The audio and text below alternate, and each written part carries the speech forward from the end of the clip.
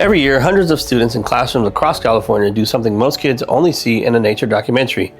They hatch salmon, they watch them grow, and they let them go. The Classroom Aquarium Education Program, run by the California Department of Fish and Wildlife, places real salmon or trout eggs in K-12 classrooms statewide. Students monitor water temperature, oxygen levels, and complete life cycle of the fish, from egg to albumin to fry.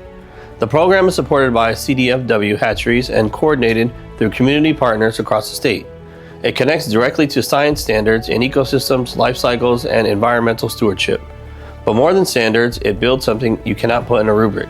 It builds genuine care for the natural world. When I was in Miss Alexander's class, Miss Alexander raised some trout. And one thing I found interesting about it was the way they grew from little eggs to little tiny fish. Inside CAEP classrooms from Central Valley to the North Coast, science is not something that happens in a textbook. Every morning, students check on their fish in a way that a scientist checks on an experiment. They measure, they observe, they ask questions. What is the pH today? Why did that one not make it? What does this alvin need to survive? These are not worksheet questions. These are real questions with real stakes.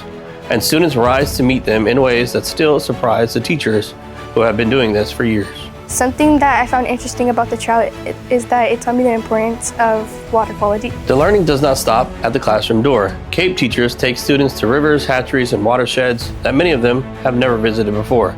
For some students, release day is the first time they have ever stood in a river.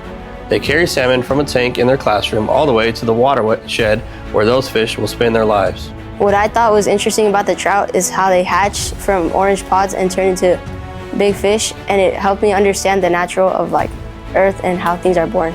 Right here in Solano County, that waterway is Lake Chabot. Each spring, students from local classrooms bring their fish to the shore and release them into the same water that runs through their own community. Many of these kids pass that lake on their way to school. They may have fished there with their parent or walked its trails on a weekend. But release day changes the way they see it.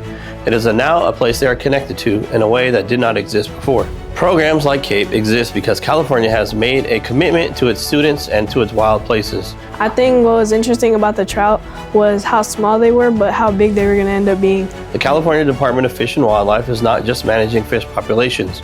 It is investing in the next generation of people who will care about those populations. Every egg that hatches in a classroom, every fry that swims free in a California river or reservoir is proof that conservation and education belong together.